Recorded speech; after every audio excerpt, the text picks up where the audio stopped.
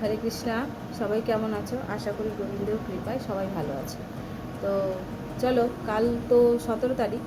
তো কাল থেকে শুরু হবে আমাদের পুরুষোত্তম মাস, যেটাকে মল মাস বলে থাকে। তো এটা যা ভক্তি জীবনে মল মাস নয়, মল মাস বলাটা ভুল হবে, কারণ এই সময়টা হচ্ছে যে ভগবানের যত সান্নিধ্যে আমরা যেতে পারবো ততই আমাদের মানে কি বলবো এটাকে, এটা গুরু মহারাজরা বলেন যে যেমনি চৈত্র মাসে সেল থাকে তার দ্বিগুণ ফল পাওয়া যায়। এর ভিডিও আমি দিয়েছি, তো সবাই মনোযোগ সহকারে শ্রবণ করবে। আর এই চ্যানেলের মাধ্যমে নতুন নতুন যত চেষ্টা করব যে আমি পড়াশোনা তো করতেই হয় সবাইকেই, তো চেষ্টা করব যে এই চ্যানেলের মাধ্যমে নতুন নতুন যত ভিডিও আছে, যত সুন্দর সুন্দর মনোযোগ সহকারে যাতে শ্রবণ করা যায় সেইগুলো চেষ্টা করব তোমাদেরকে শ্রবণ করাতে আর নিজেরও পড়াশোনাতে মন লাগাতে। তো চলো, সবাই মনোযোগ সহকারে শ্রবণ করো আর চ্যানেলটাকে সাবস্ক্রাইব করো, শেয়ার করো, কমেন্ট করো। ভুল তো সবারই হয়। তো আজকের এমন একটা ভিডিও নিয়ে এসেছি যেটা আমাদের জীবনের খুব গুরুত্বপূর্ণ, খুব খুব গুরুত্বপূর্ণ। যেহেতু আমি পড়েছি, লিখেও রেখেছি, তাই তোমাদের কাছে চলে এসেছি এর শ্রবণ করাতে। তো শ্রবণ আমারও হবে ভালো করে, ভুল যেটা আছে সেটা আমি ফের রিপিট করতে পারবো। তো যেমন এবার চলো ভগবানকে আমরা গুরুকে প্রণাম করে নিই, কেন গুরু ছাড়া কোনো দিন কোনো কিছু আমরা পারবো না বলতে। নমো বিষ্ণুপাদায় কৃষ্ণপৃষ্ঠায় ভূতলে শ্রীমতে ভক্তি বেদান্ত স্বামিনীতি নামিনে নমস্তে সরস্বতী দেবে গৌরবাণী প্রচারিণী নির্বিশেষ শূন্যবাদী পশ্চাৎ জয় জগৎগুরু শিল পাঞ্চাকল্পতরুভশ্চ কৃপা সিন্ধু এব চ পতিতানাং পাবনেভ্যো বৈষ্ণবেভ্যো নমঃ। জয় শ্রীকৃষ্ণ চৈতন্য প্রভু নিত্যানন্দ শ্রী অদ্বৈত গদাধর শিবাসাদি গৌর ভক্তবৃন্দ। হরে কৃষ্ণ কৃষ্ণ কৃষ্ণ হরে হরে, হরে রাম রাম রাম হরে। তো তোমরা ভাববে যে আজকে এইদিকে ঘুরে প্রণাম কেন করলাম, কারণ আমি যেখানে আজকে ভিডিও করতে বসেছি পাশেই আমার ডান দিকেই আমার শিল প্রভুপাদ আমার মন্দিরের ভগবান বিরাজ করছে, আর আমি এদিকে বসে ভিডিও বানাচ্ছি। অনেক সময় জায়গা এদিক ওদিক করে একটু বসতে হয়, কারণ বুঝতেই পারো যে ভাবি যে কোন জায়গাটা করলে ভালো, সবথেকে বড় কথা শান্তি, বাইরের যে আওয়াজটা আসে সেটা যাতে না আসে, সেটাই। তো চলো, এখানে বলছে হৃদয়ে ছুঁয়ে যাওয়া ভগবদ্গীতার একটা শ্লোক আছে, যেটা আমরা সাধারণত যারা ভক্তি জীবনে আছে বা যারা ভক্তি জীবনে নেই বা যেটুকুনি স্টাডি করেছে সবসময় আমরা তাদের শ্রবণ করতে পারি মুখে, যে বলতেই থাকে। তো সেই শ্লোকটা কী আছে? সর্ব ধর্ম পরিত্যাজ মামেকং শরণং ব্রজ অহম তম সর্ব পাপেভ্যো মোক্ষায় মামাশুচ। তা এখানে কি বলছে? এই যে সর্বধর্ম পরিত্যাজ্য, তো পরিত্যাজ্য শরণাম ব্রজ মামেকম শরণাম ব্রজ। তাহলে এর যে প্রত্যেকটা যে ভগবান গীতায় যে শ্লোকগুলো দিয়েছেন, তো প্রত্যেকটার তো ব্যাখ্যা আছে অবশ্যই।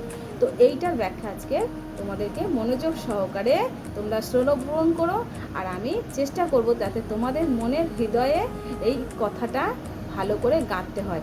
কারণ কাল যখন আমি এক মাতাজির কথা শ্রবণ করছিলাম, ক্লাস করছিলাম, তো উনি বলছেন যে আমাদেরকে সব সময় স্মরণ আমরা কিভাবে করব।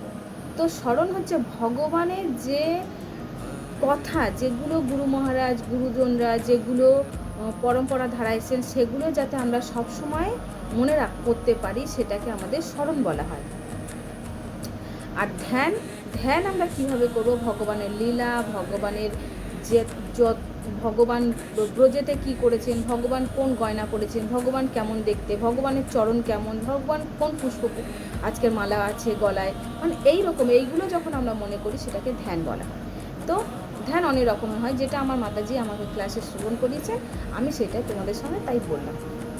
তো চলো, মানব জীবনের সর্বশ্রেষ্ঠ, সর্বোচ্চ ও উন্নত শ্লোক এটা। তো এটা ভগবান শ্রীকৃষ্ণ শেষ ডাক, এটা কিন্তু শেষ ডাক বলছে। তো শেষ আহ্বান, শেষ আশ্বাস, শেষ আশ্রয়। তিনি আমাদের দিকে তাকিয়ে বলছেন তুমি ক্লান্ত হয়ে গেছো। তাহলে ভগবান বারবার করে আমাদেরকে বোঝাতে চাইছে, কিন্তু আমরা কি মূর্খ, বুঝতে চাইছি না। তুমি ক্লান্ত হয়ে গেছো, বহু জন্ম তোমরা পার করে ফেলেছো। তুমি কোনটা ঠিক, কোনটা ভুল, কোনটা পাপ, কোনটা পুণ্য, কোনটা ধর্ম, কোনটা অধর্ম, এগুলো নিয়ে তোমরা লড়াই করছো। আর না, এবার বিশ্রাম নাও। তাহলে আমাদের বিশ্রাম নিতে গেলে কি করতে হবে, সেটাই ভগবান বলছে। চলো এবার ব্যাখ্যা করে নিই আমরা। তাহলে ভগবান বারবার বলছে সর্বধর্ম পরিত্যাজ্য। তাহলে যখন অনেকজনরা বলতে থাকে যে সর্বধর্ম তাহলে আমরা ছেড়ে দেবো, ধর্ম করব না, সব ছেড়ে দেবো, দিয়ে ভগবানের সবসময় ভগবানের কথা সবসময় ভগবানের কাছে পড়ে থাকবো, ভগবান কি আমাদের খেতে দেবে? এরকম অনেকজনের মুখে শোনা যায়। তাই আজকে এইটার ব্যাখ্যা।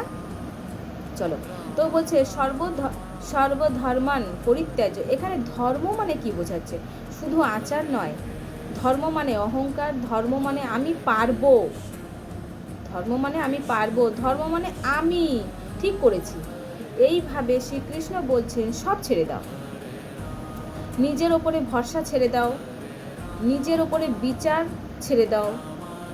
এবার বলছে তাহলে সর্বধর্ম, এখানে ব্যাখ্যা হচ্ছে, এবার বলছে মাম একম শরণম ব্রজ। তাহলে এখানে কি বলছে, এখানেই গীতা কেঁদে ওঠে যে মাম একম, তাহলে একম মানে কি, একম শরণম ব্রজ। তিনি বলছেন না, আমাকে বোঝো, এখানে আমাকে বোঝো, আমাকে জানো, আমাকে অর্জন করো। তিনি বলছেন আমার শরণে এসো।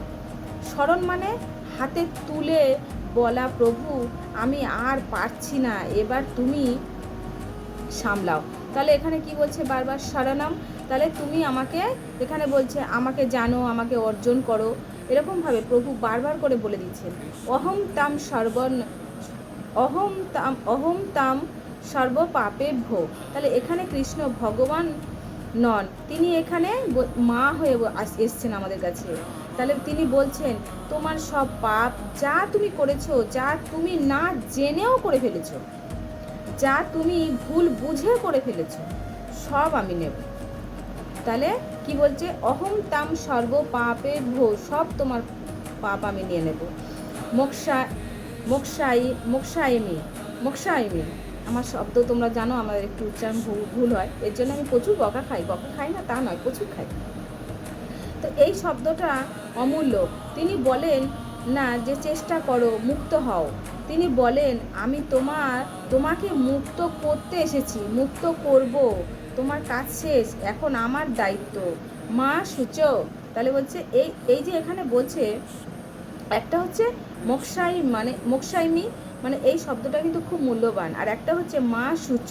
তাহলে এই যে দুটো মা সূচ, এই যে দুটো শব্দ পুরো মানব জাতির সান্ত্বনা পায়। মা সূচ মানে ভয় পেও না, কেঁদো না।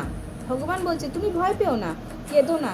এখানে এটা যদি বলি কোন সময় বলছে, এখানে কিন্তু সব কিছু অর্জুনকে বলে, অর্জুনকে যে বলছে কথাগুলো, সেগুলো অর্জুনের দ্বারা আমাদেরকে বলাচ্ছে। তাহলে ভয় পেও না, কেঁদো না, চিন্তা করো না, তুমি একা নও। এই শ্লোকে কেন মানব জীবনের উন্নত শ্লোক? কারণ এখানে কোনো শর্ত নেই, ভগবান এখানে কোনো শর্ত রাখেনি, কোনো শর্ত নেই, কোনো যোগ্যতা নেই যে ভগবান যখন আমাকে স্মরণ হতে বলছে তাহলে নিশ্চয়ই আমার যোগ্যতা হতে হবে। কোনো যোগ্যতা নেই, কোনো বিচার নেই, শুধু একটাই কথা, শরণাগত হও। তো এখানে শুধু একটাই কথা বলছে যে তুমি শরণাগত হও। সেদিন কোনো যুদ্ধ ছিল না, সেদিন কোনো যুদ্ধ ছিল না, কোনো শঙ্খধ্বনি নয়, কোনো রথ নয়, ছিল শুধু একটাই, ক্লান্ত আর সামনে দাঁড়িয়ে থাকা শ্যামসুন্দর। তাহলে এক ক্লান্ত এখানে অর্জুন দাঁড়িয়ে রয়েছেন, আর শ্যামসুন্দর, দুজনেই এখানে কথোপকথন চলছে। ভক্তের হাত কাঁপছে, চোখে লজ্জা, মনে অপরাধ বোধ, সে বলে না কিছু, শুধু মাথা নিচু করে দাঁড়িয়ে থাকে। তখন শ্রীকৃষ্ণ এগিয়ে যায়। এখানে বলছে ব্রজ কঠিন ভগবান নন, মায়া ভরা মা হয়ে তিনি ভক্তের কাঁধে হাত রাখেন আর বলেন তুমি অনেক দূর হেঁটেছো, অনেক সময় ধরে হেঁটেছো, অনেক ক্লান্ত হয়ে গেছো। সে বলে প্রভু আমি ভুল করেছি, আমি বারবার ভেঙে পড়েছি, আমি যোগ্যতা নই। কৃষ্ণ হাসেন, সেই হাসিতে পুরো ব্রহ্মাণ্ড থেমে যায়। তো অর্জুন এখানে বলছেন যখন শ্যামসুন্দর হাসছেন তো তখন পুরো ব্রহ্মাণ্ড থেমে যায়। তিনি বলেন, আমি কি কখনো যোগ্যতা চেয়েছি? আমি শুধু তোমাকে চেয়েছি। তো ভগবান এখানে ভক্তকে চাইছে যে তুমি সব কিছু স্মরণ হয়ে আমার কাছে চলে এসো, শরণাগত হও। এখানে ভক্ত যখন হাঁটু গেড়ে বসে পড়ে, তার সমস্ত শক্তি শেষ, শুধু একটা শব্দ বেরোয়, শরণম। ঠিক তখনই শ্যামসুন্দর ভক্তকে তুলে নেন বুকে। যখন সব কিছু অর্জুন ছেড়ে দিয়ে বলছে আমি শরণ হচ্ছি তোমার চরণে, তখনই ভক্তকে তুলে নেন, যেন বলেন এই তো, এটাই সব, এটাই মুক্তি। এই মুহূর্তে ভক্তের পাপ নেই, ভক্তের পরিচয় নেই, ভক্তের অতীতও নেই, শুধু আছে একটি হৃদয় যা কৃষ্ণের বুকে আশ্রয় পেয়েছে। আর কৃষ্ণ ফিসফিস করে বলে, মা সূচ আর কাঁদবে না। ভক্ত তখনও কাঁপছে, কারণ শরণাগতি অত সহজ নয়। ভগবান বলছেন এখানে, অর্জুনও বলছেন যে শরণাগতি অত সহজ নয়, নিজেকে ভেঙে দেওয়া লাগে। সে ভাবে আমি তো প্রতিজ্ঞা ভেঙেছি, আমি তো বারবার ফিরে গেছি মায়ার ডাকে। কৃষ্ণ যেন ভক্তের মনের কথা শুনে ফেলেছেন। মনে মনে যেহেতু অর্জুন বলছেন না, যা মায়ার ডাকে আমি বারবার, কারণ আমরা তো মায়ার প্রত্যেকটা মুহূর্ত মায়া আমাদেরকে গ্রাস করছে, প্রত্যেকটা মুহূর্ত মায়া আমাদেরকে তুলে নিয়ে যাচ্ছে। আমরা বুঝতেই পারছি না, আমরা খুব আনন্দ পাচ্ছি, কিন্তু না। এখানে তিনি বলেন, তুমি পড়েছো বলেই তো আমার কোলে এসেছো। তাহলে এখানে যখন কোনো ভক্ত এখানে বলছে, এখানে বলেই দিচ্ছে যে তারা এখানে কি বলছে ভগবান, তুমি পড়েছো বলেই তো আমার কোলে এসেছো। যারা পড়ে না তারা আমার শরণাগতি হয় না, শরণাগত হতে পারে না। এই কথা শুনে ভক্তের বুক ফেটে কান্না আসে। সে বোঝে ভগবান তার ব্যর্থতাকেই ভক্তির সোপান বানিয়ে দিয়েছেন। কৃষ্ণ তখন আঙুল তুলে দেখান ভক্তের বুকের দিকে, এখানে আমি আছি। তো ভক্তের বুকের দিকে আঙুল তুলে ভগবান বলছেন যে আমি এখানে আছি, হৃদয়ে। ভগবান কোথায় লুকিয়ে থাকেন? আমাদের হৃদয়ে। হৃদয়টাকে বেছে নিয়েছে।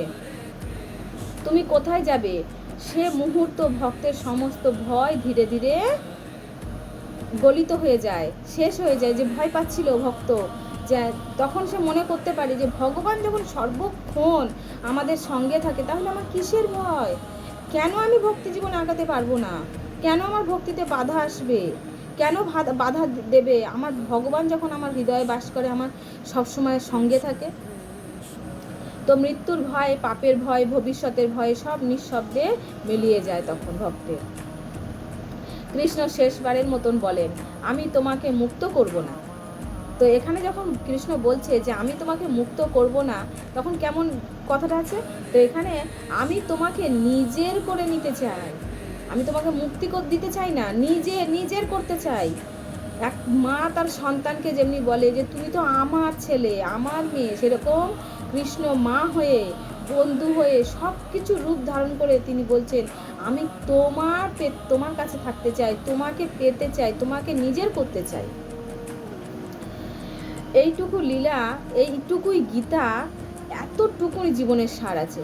তো এত সুন্দর এই শ্লোকটা, এই দিন যে এই দিন সব কিছু ছেড়ে একটি কথাই বলতে পারে, প্রভু আমি তোমার, বাস, তখনই তার সব কিছু পাওয়া আর কিছু বাকি থাকে না, সব পেয়ে যাবে। যদি ভক্ত একবার বলতে পারে যে প্রভু আমি তো শুধু তোমার, ব্যাস। এটাই কৃষ্ণ বারবার বলছে, একটি বার তুমি শুধু বলো যে প্রভু, হে ভগবান, হে গোবিন্দ, আমি তো শুধু তোমার, তুমি তো আমার হৃদয়ে বাস করো, আমার সব কিছু তোমার, সবই তুমি আমাকে দিয়েছো, এইটুখানি। এই জন্য এই শ্লোকটাকে একটাই কথা বলা হয় যে শরণাগত হও, ভগবানের চরণে অর্পিত হও। ভগবানের এত সোজা নয়, কঠিন, কিন্তু আমরা যদি চেষ্টা করি অবশ্যই পারবো। সকাল সন্ধে ঘুম থেকে উঠে কাল থেকে শুরু হয়ে যাবে পুরুষোত্তম মাস। তো আমাদের সবসময় চেষ্টা করতে হবে যে কিভাবে আমরা ভগবানের সান্নিধ্য লাভ করতে পারবো। তো চলো এখানেই ভিডিওটা রাখছি। যদি আমার ভুল হয়ে থাকে সবার কাছে ক্ষমা চাইব। তো সবাই অবশ্যই মনোযোগ সহকারে শ্রবণ করবে। হরে কৃষ্ণ।